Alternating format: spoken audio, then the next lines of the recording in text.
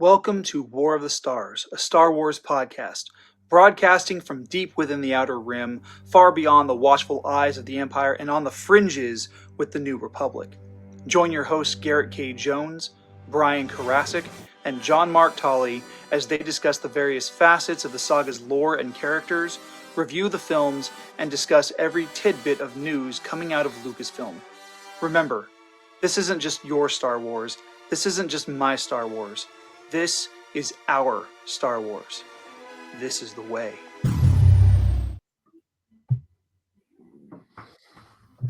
And welcome once again, you heard, to another episode of War of the Stars. I am John Martelli. Joining me, as always, is Garrett K. Jones. The K stands for cool. Cool.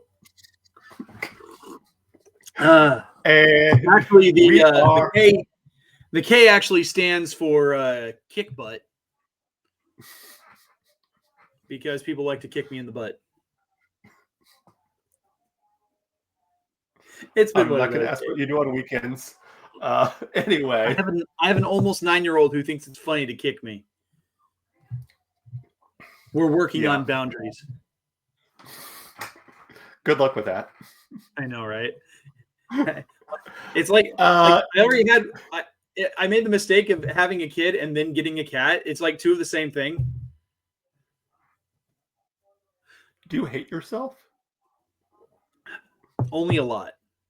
How you doing this week, John? Oh, I am doing actually pretty good. It is the beginning of the holiday season. We are just a few days away here in the States of Thanksgiving, Turkey Day, whatever you want to call it. And that is kind of, here in the States at least,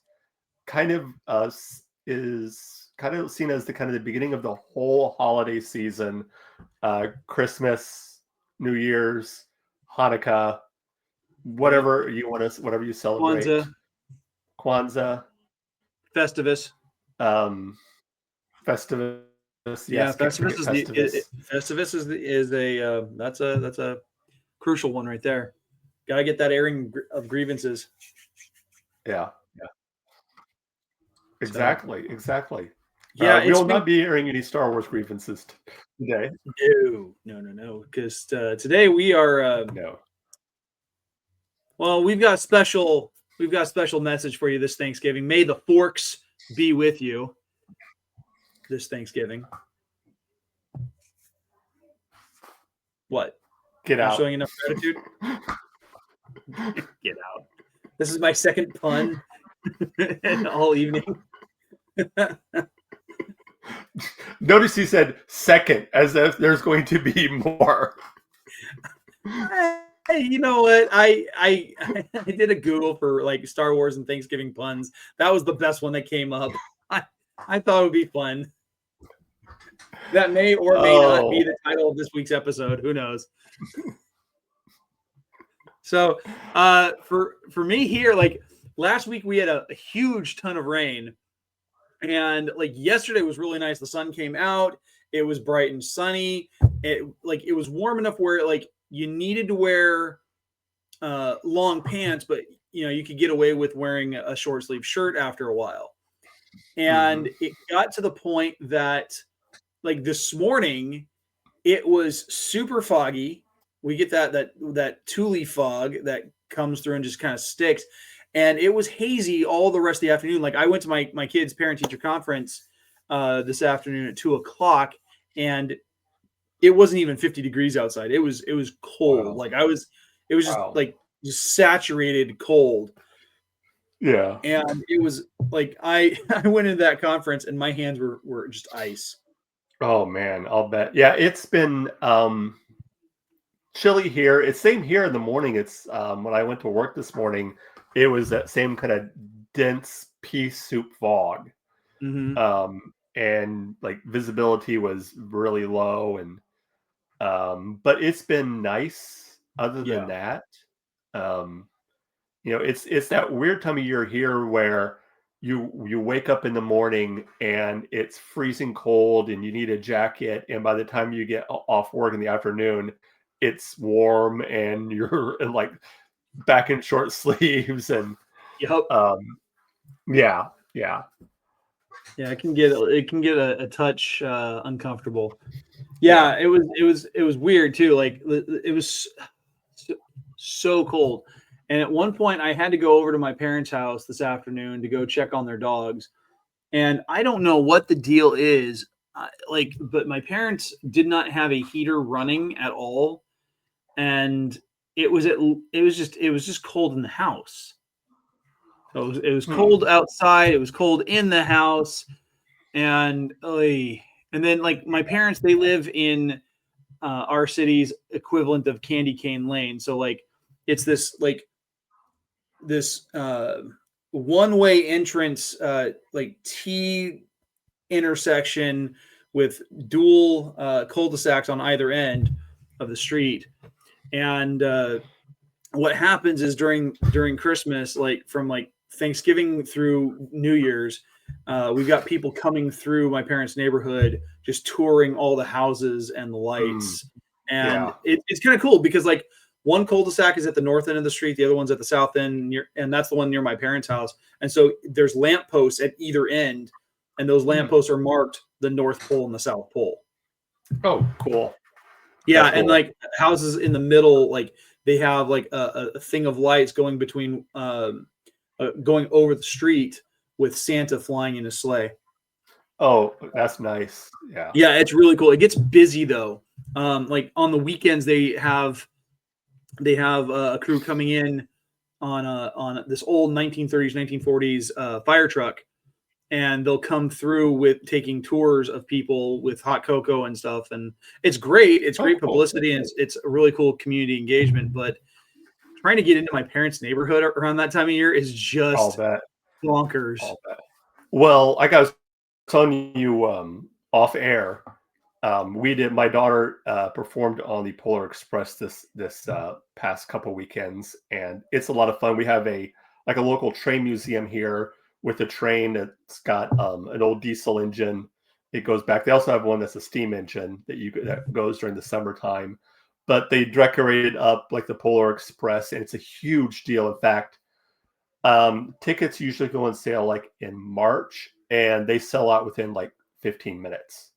Oh, wow. And tickets are like almost like $50-$60 a pop.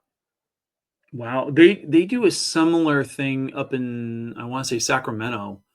A lot of places that have like train depots or train type of things do this. And the reason we were able to do it was because my daughter was performing. So we got 2 free tickets that we got for free, and then we had access to up to 5 more that we could pay or have other people pay for. So we had our family, my couple of my niece and nephews and their 2 daughters came with us, and it was a lot of fun. It's about an hour long. It goes up the track and then just goes right back forward and back. But that's cool.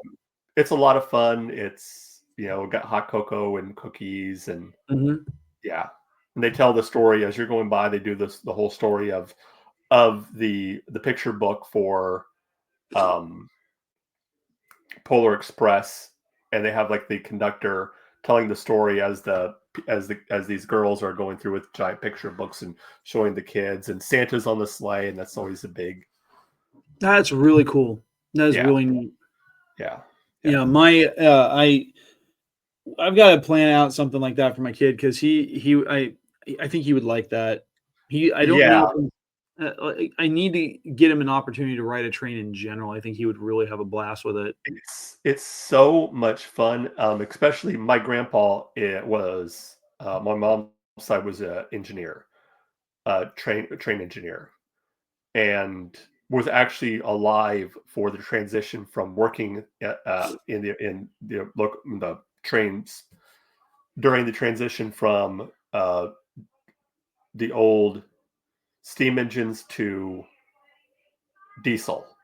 Oh, that's so cool. He was there. In fact, he was a fireman beforehand, which was in train talk. In the old steam engines, they were the ones that shoveled coal into the engine. That was his job when he started, was shoveling coal into the steam engines, which has to be a very hot. Oh yeah. But he loved it. He would say time and time again that it lost its romanticism when they went over to diesel. I'm sure they did. There's just something about the old steam engines and the soot and everything like that. But they actually have a murder mystery train that they do. Ooh, murder mystery dinner train. That would be fun. I'm kind of looking into that. We've done what me and my wife did one about 7 years ago on a riverboat down the that would be cool. Illinois River in Peoria. So almost like it was like a 4-hour. It was like a 4-hour, and they had like roasted chicken and prime rib dinner. I would love to go to another murder mystery dinner. Like I did one years and years ago when my ex-wife and I were dating. And it was just a group from our Bible study, and it was so much fun. We played all, we had all these characters, it was great. It was like playing Clue, but being in the game, not just playing in the game. Yeah. And I had fun with it. I had so much fun with it. Well, getting to Star Wars and what kind of we're thankful for Star Wars. I am thankful that I finally I got my library card, and I have been reading Star Wars, and I'm going to do a full review of the Aftermath series once I finish it, but I just got to do a really, really quick review of the first Aftermath book, what I like about it, maybe even things I don't like about it. I like the fact that there's, at least in the first book, you don't get a lot from with the main characters. It's all new characters and side characters. Oh, that's cool. So there's a big storyline with Wedge.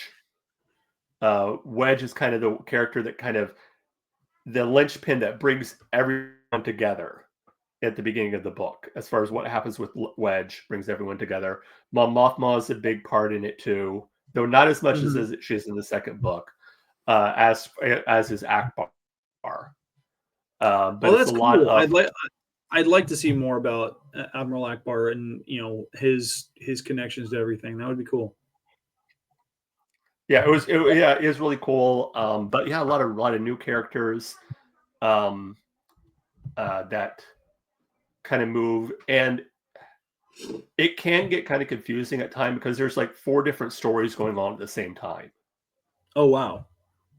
So you got like what's going on with one character over here, you got another character over here, you got the Empire storyline going on over here. They all connect. At the end, they're all moving towards like the center point in the story. But as you're reading the story, it'll go from this place to this place to this place to this place, and then occasionally it will do like a not really like a prologue, but like a side story about something that is completely disconnected with everything else, but it blends into the main story for what's going on in the universe, in the galaxy. If that kind of makes sense. Yeah, that does. That's wow. That is pretty cool. That's I like it when you've got some good and dense storytelling, and Chuck Wendig is pretty decent at stuff like that. I've come to appreciate some of the stuff. I've read some of the other things that he has written. Not everything is my cup of tea, but I know that he's really good at writing some. He has really one decent in particular stories in this book that really brings home. He does a good job in my mind of bringing home the horror of 2 things: bring home the horror of the Galactic Civil War, and just the emotional toll. There's a scene where one of the main characters of Nora Wexley, who was a rebel pilot, you find out she was a member of Gold Squadron and flew a Y-wing, and she was one of the Y-wings that was flying inside the Death Star during the assault that actually went in with Wedge and the Falcon in there to attack the superstructure. And she's talking about she's going to find her son, and she finds him and is crying. It talks about how that's the first time in months that she's cried And the last time she said she cried was at the end of the Battle of Endor, and it talks about her getting, going back to Home One, getting out of her flight suit, just being exhausted, and then going into her quarters and just collapsing and weeping and like uncontrollably weeping. Oh wow!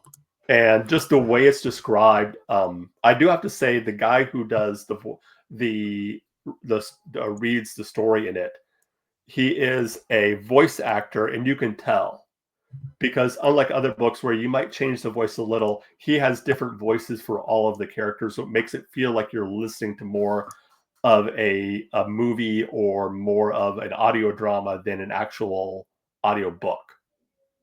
Well, that's cool. That's really cool. Like there's an ex-Imperial that's in it, and he does sort of this upper crust English accent. Proper English accent. And when he kind of lowers his voice or raises his voice for like female characters or different male characters, or if it's supposed to be an alien, he'll change the voice, which is really cool. It adds a lot to the story other than just, saying in the same cadence and reading the book, but not really changing any of the voices for the characters. Yeah. Which I really enjoyed that too. That's pretty cool. Yeah. I like when you get, because if you're listening to audiobooks, sometimes you can have narrators who are really dry. I do enjoy audiobooks that have a full cast. And I've had the opportunity to listen to a couple that were a lot of fun like that. One of my, it's completely off topic, but kind of, but the audiobook series for the Firefly, based on the show Firefly, the narrator does a great job of like when he's reading for Malcolm Reynolds, his enunciation is spot on, imitating Nathan Fillion, which is great.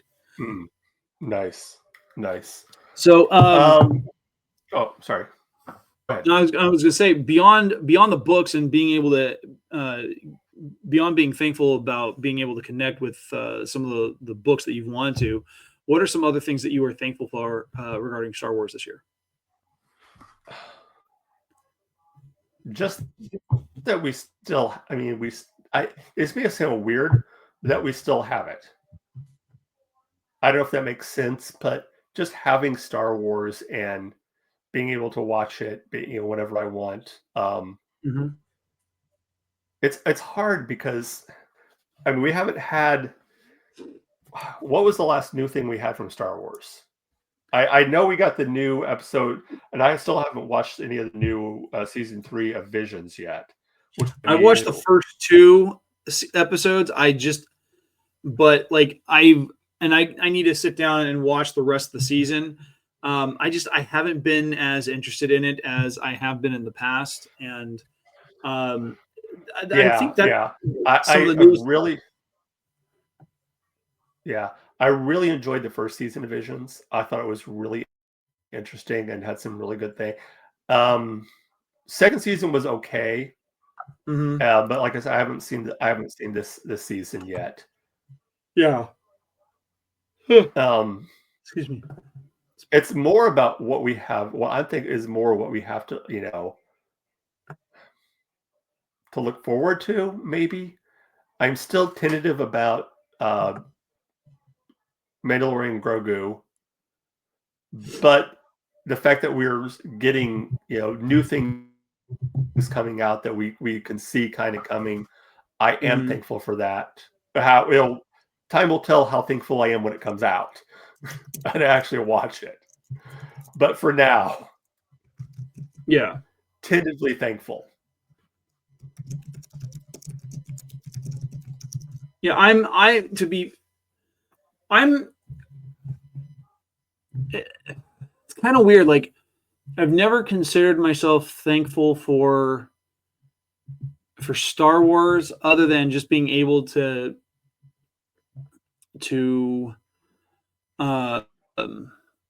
just to be able to enjoy it. Like, I know there are a lot of people who've been exposed to it and they don't enjoy it. They've been exposed, and for whatever reason or like maybe they were exposed and whether it was forced on them in one way, shape, or form, like because of that, they don't enjoy it. Yeah. This is a really hard question, especially at a point now where it's been a while since, a while. We're talking about, we're old enough to remember when, the dark days when you had nothing in new Star Wars coming out. To say it's been a while since we've had new Star Wars, when it's been like, maybe a few months. It's been maybe, what was the last real Star Wars show we had?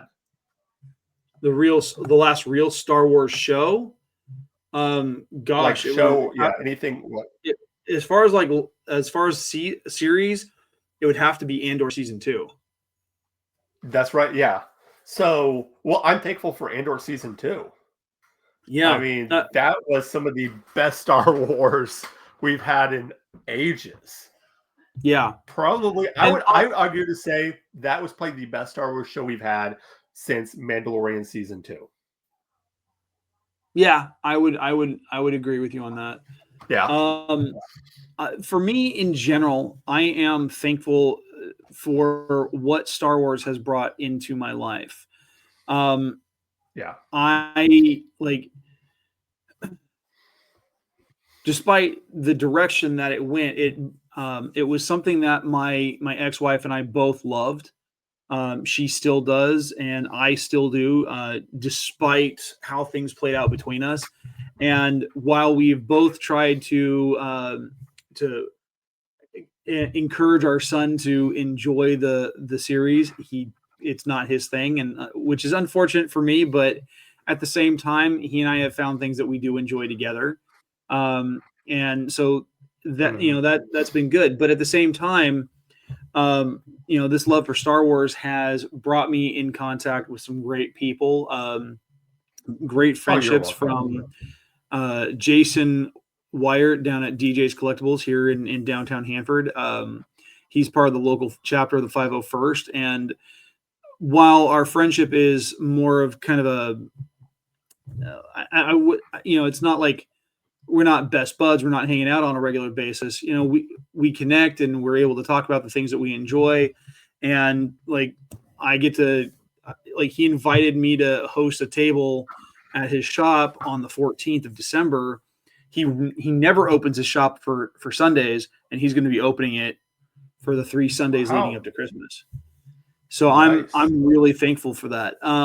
But at the same time, it's brought me in contact with you and with Will and Brian, and to have other people that I can talk to about Star Wars who have the same love and respect for it, who I'm able to have conversations with about it. It's pretty spectacular.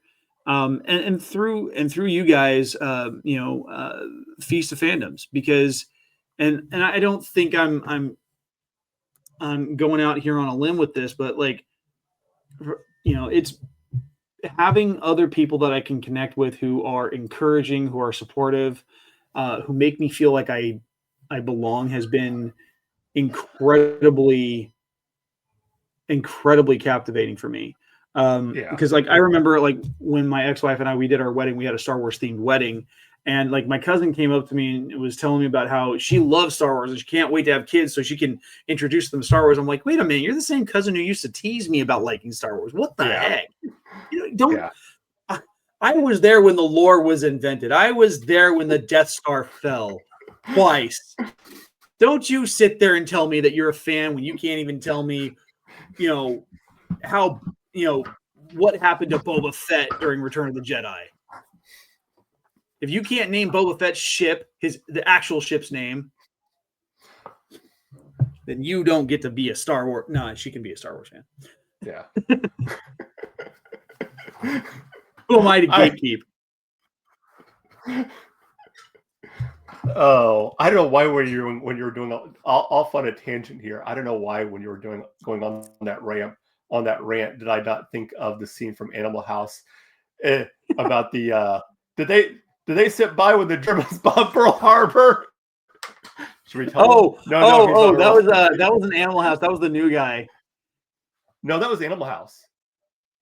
That was when when Belushi's doing his big you're rant. right. You're right. Where were they? That's right. When the Germans bombed Pearl Harbor. The new guy. Yeah, when the Germans bombed Pearl Harbor. And then like in the new guy, someone's response was like, "Wait a minute, I thought that movie made money." Yeah. Yeah, like, that's the one we yeah. Star Wars in general is like I've never considered being thankful for a franchise or thankful for a series because of what's provided for me, but like in honesty, like the coolest thing about Star Wars is that it's put some really fantastic people in my path. Mm-hmm. And I couldn't be happier about it. Like when I tell people that I'm a part of a Star Wars podcast, they're like, "Oh man, that is so cool." I'm like, "Yeah, it's pretty cool. We're dorks, but we're cool." and I get it's fun because I get to brag on you and Brian and how awesome you guys are. And it brings me a lot of joy to talk about that. Oh, thank you. Yeah, I'm the same. I'm kind of the same way. Like, it's weird because there's times, and I think I've talked about this before, where I get discouraged, because I see like, oh, we're only getting 20 or 30 views, or even before we were part of Feast of Fandoms, I'd look at our numbers and be like, oh, we're not doing anything. I was like, is anybody really listening? And then I'll hear someone will say something on Facebook, or I'll meet somebody who will say like, oh, I really liked your show. And it still floors me that people actually listen to us and watch us. Yeah. And, it's,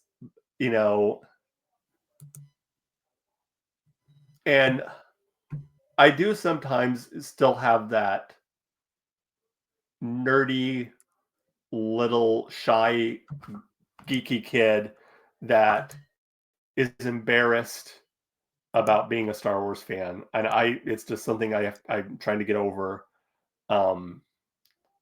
But because I think both of us grew up in a time, I think me even more, a little bit more, where being into Star Wars and Star Trek and Dungeons and Dragons and stuff like that wasn't cool.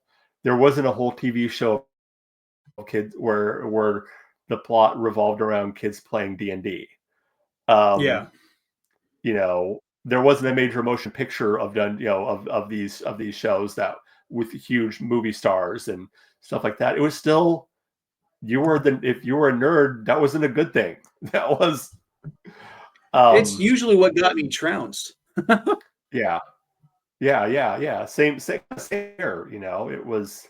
Well, and you know what? I'm looking at some of the stuff that we had in the last couple of weeks. Like, our episode for our theme on rebellions garnered us 21 views. The week after that, when we were talking about Saw Gerrera, got us 36 views, but it also got a couple of comments. Last week's episode about walkers, 60 views, and I'm like, that's great, that's fantastic. Yeah. So people are tuning in. I think I have to get out of my head that, like, I'm still thinking like, well, why aren't we getting 500 views? Why aren't we getting, we've been around for almost 10 years. Why aren't we getting these type of views? And I think I need to just kind of get that out of my head. Like, if it happens, it happens. If we get there, we get there.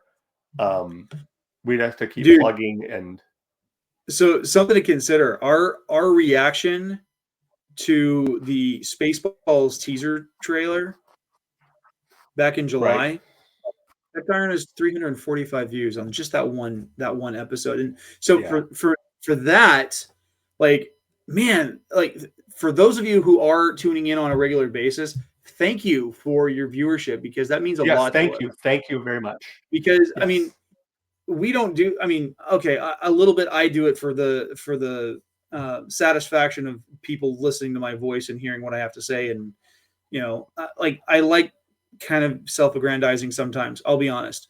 But, like, we don't do this just because we want to hear ourselves talk. we do this because we enjoy the conversation. We enjoy being able to share our thoughts and our ideas about the saga and our opinions and stuff like that. And so the fact that for the audience, whoever's listening to this, if you are, please chime in the comments. We'd love to hear your feedback. Yes. But thank you from the bottom of our hearts. It makes us feel like we're doing a good job. Yeah, I mean, it does. I professionally suck. I get that, but Mark does a great job, and so yeah, we thank you for all the support that you guys give us. Yeah, I think we're both this not really. What's the word I'm looking for? Like, I fully admit, like, I don't know if I'd be able to keep doing this show if it wasn't for you, Garrett. Really? Like the behind the scenes stuff you do. Like there's no editing in it, but putting it in, being the go-to guy for Feast of Fandoms, since I don't have a lot of access that I can be on. I'm trying to do better with that. I said, as far as being part of that, but you do just like, I know nothing of the technical part of it. I just get on here, get on the mic and start talking. I'm teaching myself as I go, man, half the time. I know. I probably could do the same thing too, but just your and your feedback from getting a viewpoint from somebody who is a published author, who knows storytelling, who knows all these different things. You give such a fresh perspective of things that I never would have thought of, and I never,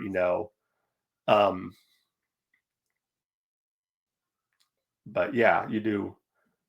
Yeah. So thank you for being on the show these last, how long have you been on the show now? Almost 3.5 years. It'll be 3.5 years in February, because you guys had me come on in July of 2022 as a guest. And then a month later, in August of 2022, is when you guys asked me to be a part of the show on a regular basis. And so February will be 3.5 years for me. Wow. Awesome. Yeah, I know. And in that time, you guys have supported me through writing at least 3 books. Wow. Yeah. Yeah. Well, yeah, 3 books. Yeah, 3 books.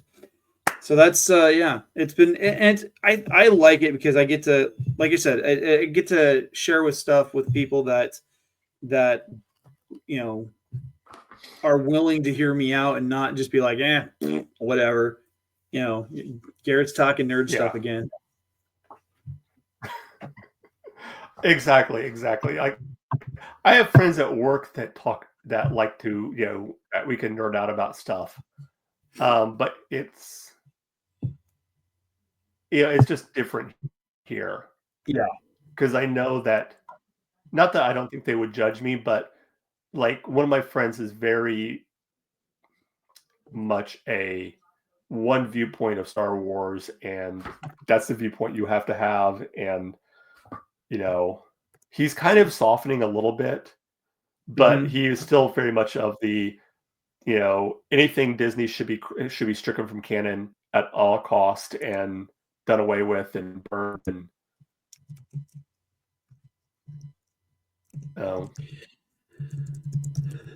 yeah. But anyway, I'm thankful for George, for, again, we kind of talked about this before, about creating this masterpiece and encouraging so many, whether they turned out to be good directors or storytellers, for really encouraging, storytelling, and all of the, the people that came after George, as far as, directors and producers that were influence and special effects artists who are influenced by Star Wars. You know, if it wasn't for Star Wars, would we have had movies like Jurassic Park? We've had all these movies that came after, Well, not only that, but I mean, think about the technology um, and the studio that was put together by George Lucas just because he was given the green light to make Star Wars. Like, had it not been for that, ILM and everything that they have worked on would not exist. The boundaries that they have pushed in the technology would not exist. I mean, sure, at some point they probably would have, but like not to the degree that we have seen, to the point where like ILM was the go-to de facto choice for most movie studios to say, hey, we want you to work on the special effects and everything else in this one in our movies. Well, like they were not just visual effects, but how many movies do you see if you go through the ending credits that you see Skywalker sound? Right. Like almost every, whether it's a Lucasfilm movie or not, you have Skywalker sound on it for doing the sound effects and sound for it. THX, another Lucasfilm, Lucas owned property. Just so many that Lucas, So I'm looking here. Part of ILM has worked on over 300 films just for visual effects, and Skywalker Sound works on 20 to 30 films annually. Wow. Just for the soundscape. Wow. And that's per year. And they've worked on Star Wars, obviously, and Raiders of the Lost Ark, both of which are Lucasfilm properties, but they worked on E.T., Avatar Fire and Ash, which is coming out this next month.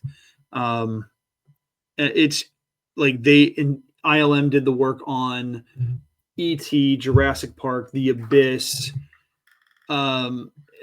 so many films. And it's incredible to see what kind of an impact they've had, because like at one point ILM was so bogged down with projects that they actually had to turn stuff down. And they had to focus on it. Like the milestones, ILM started using VistaVision for A New Hope in 1975, 2 years before the film came out. Right. By 1985, their first completely generated computer generated character was the Stained Glass Man, featured in Young Sherlock Holmes. I remember that. By 1993, because of Phil Tippett and the work that he did with ILM, he developed Tippett Industries, which we would not have had were it not for ILM, and he did all the work on Jurassic Park.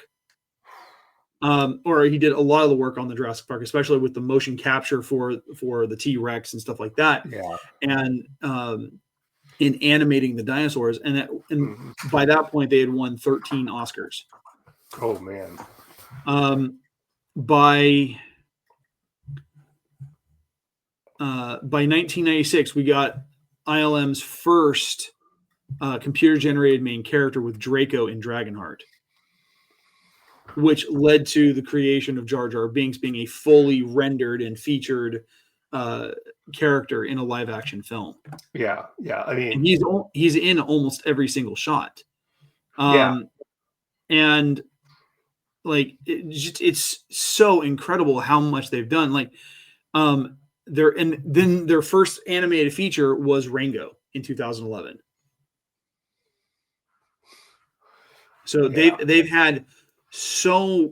done so much cool stuff over the course of it, all because Lucas needed a production studio to do all the visual effects. And so he just said, screw it, I'll build one. Why do I see what was the TV show that they did Futurama with the droid. I'll build it myself. Right. But with with the what was the line? I can't remember what the line is that he would say. I can't either. Yeah. It's so like they do some really cool stuff, and then Skywalker sound, of course. Like, oh man, they have worked on, like, obviously the first thing that they worked on was THX 1138. Right. But they worked on American Graffiti, Jaws, Star Wars, Alien. They did the sound for Alien. The 80s were jam packed with stuff. They actually worked on Spaceballs. So there you go. There you go. Yeah. They worked on sound for The Terminator, Cocoon, The Land Before Time, The Abyss, Driving Miss Daisy. They did the sound design in the 90s for Godfather Part 3, Teenage Mutant Ninja Turtles 2, Secret of the Ooze, Terminator 2, Judgment Day, JFK. They've done so much. And since then, the 2000s has just been even more. So, yeah. Thank you, George Lucas. Yes, thank you, George. Yes. Wow. It was funny when we started this. I'm like, man, how are we going to do? How long is this going to last? Are we going to be able to do it? But I'm looking at it now. We're at 41 minutes, and yeah. There's and you know what? This year, honestly, I'll say this. I think probably the thing that has been the thing I'm most thankful for has been, especially with regards to what we do, has been you and Brian and the support that I've had from the folks over at Feast of Fandoms, because I've mentioned, just the camaraderie, but this last year has been really rough for me. A year ago today, so this is being broadcast on the Wednesday before Thanksgiving, but last year, the Monday before Thanksgiving, I lost my job, and it broke me. There's this sense of shame, this sense of failure on my part. And when I shared what was going on with you and with Brian, and the folks over at Feast of Fandoms, I'll be honest, it really was a blessing for me that I was able to get support and understanding. Yeah. Because it was a very rough time for me. Yeah. So that is probably the thing I'm most thankful for this year. Mm-hmm. Yeah. Well, we're, as always, I'm sure the guys and gals at Feast of Fandoms will say the same thing. We're always here for you. I'm sure you say the same for me. I know there's been times where I've talked to you about stuff that has nothing to do with Star Wars, life stuff, family stuff, and you've always been give me good advice and have been willing to, whether it be a prayer. We're both Christians, in case you were wondering. Yeah. And talking about just personal stuff that's going on in my life. You've always been good with to talk to and to get advice from. So thank you. I'm thankful for your friendship that we've been able to cultivate, even though we've never actually met in real life, which we need to change that sometime soon. I don't know when. We do. I don't know how, but yeah. We'll make it happen, Captain. Yeah. All right. Well, is there anything else? I can't think of anything else, and I'm just proud of myself for not crying on camera right now. Because I was about to. Oh. Niagara Falls. We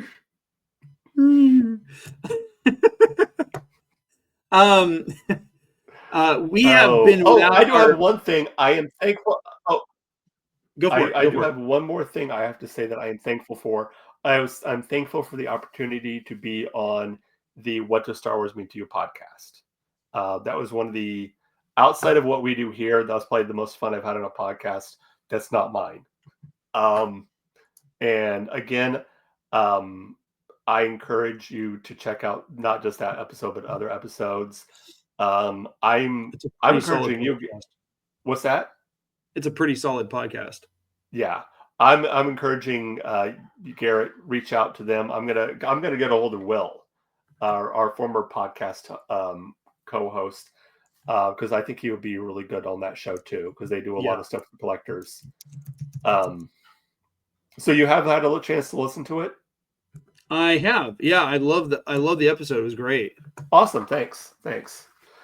But yeah, I'm thankful that I had an opportunity to be on there. And again, if you are a Star Wars podcaster, or YouTube host or whatever, heck, even if you're not, and you've always wanted to be on a podcast, shoot us a message, and we'll try and talk about getting you on air sometime about talking about Star Wars. We're always willing to talk to people about Star Wars. That's how we got started, is just someone took a chance on us, on me at least, and said, heck, why not? And if you're thinking about doing a Star Wars podcast and you don't know what to do, again, reach out to either talk to us, and just to quote Nike, just do it. There's so many ways you can do it. That's so much easier than it was almost 10 years ago when I started. There's so much no easier wrong way to start a Star Wars podcast unless all you're going to do is consistently bash the fan base. This is true. Or just talk about Star Trek all the time, and it's a Star Wars podcast. That would be the wrong way to do it. I mean, nothing wrong with Star Trek, but if you're going to do a Star Wars podcast, and then all you talk about is Star Trek. Our podcast is called War of the Stars. At some point, we're going to have to touch on Battlestar Galactica, Stargate, and Star Trek. I think just to spice things up and do a compare and contrast to see how they compare with the always better Star Wars. This is true. You can fight me, Paramount. I dare you.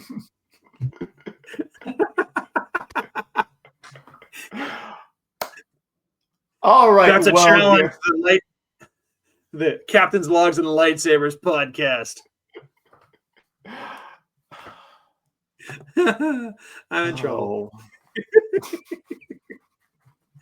You know that Simpsons blurb where Ralphie's on the bus by himself and he's just like, I'm in danger. I'm in danger. That's me right now. I'm in danger. All right. We're going to wrap up. Yes. It's been a while since we've had our Imperial in residence here for an episode. Hopefully he'll be back this next month. But in case you're ever interested in getting in contact with Brian Karasik, you can find him over on facebook.com/The Sith Library. You just do a search there. He usually posts as Darth Carosis. It is a carefully cultivated site of dark side and Sith and Star Wars lore and information, and it is just it's chock full of a lot of cool stuff. Check them out. It is worth doing. If you want to get a hold of me, you guys can find me over on Instagram and X at GKJ_publishing, where I talk about my show The Right Way, which is coming up on getting ready to do its the annual holiday preview to kind of gear up for what's happening between December, January, and February. I do have a new Finding Fiction video essay dropping this Sunday on the Halo franchise, talking about my breakdown of the games, the lore, the books, everything in between, and why the live action series failed. Then, of course, This last Saturday, we had a brand new episode of Snackame. It was our 1-year snackiversary. We were jumping back into our roots, talking about ramen 1/2 while eating some ramen and drinking ramune, which I love this stuff. I don't know if you've ever had it, Mark, but it is really tasty. If you can get your hands on it, it tastes like bubble gum. So, not a big fan of bubble gum, so I don't know how I'd like that, but it doesn't taste exactly like bubble gum. It's just it has a very smooth, sweet, like nondescript flavor. So I like it, but you can get it in other flavors like orange or grape or melon, whichever you prefer. Yeah.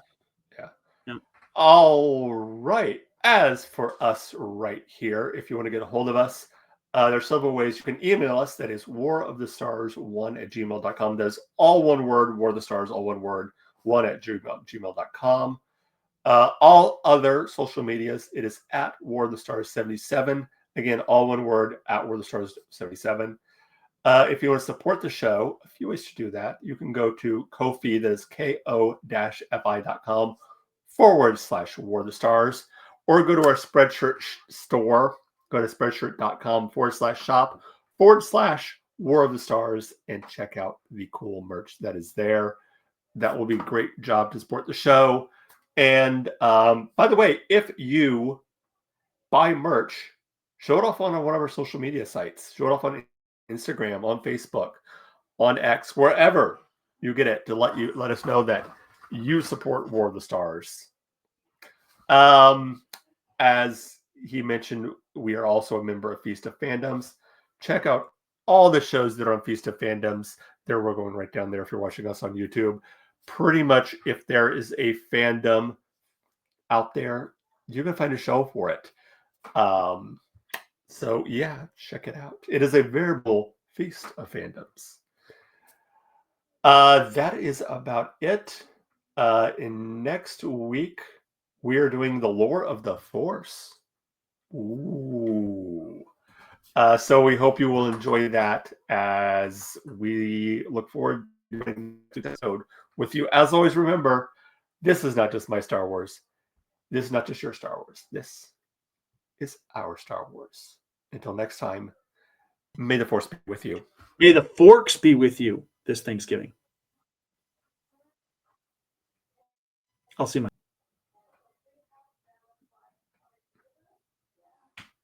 Right. We'll see you next week.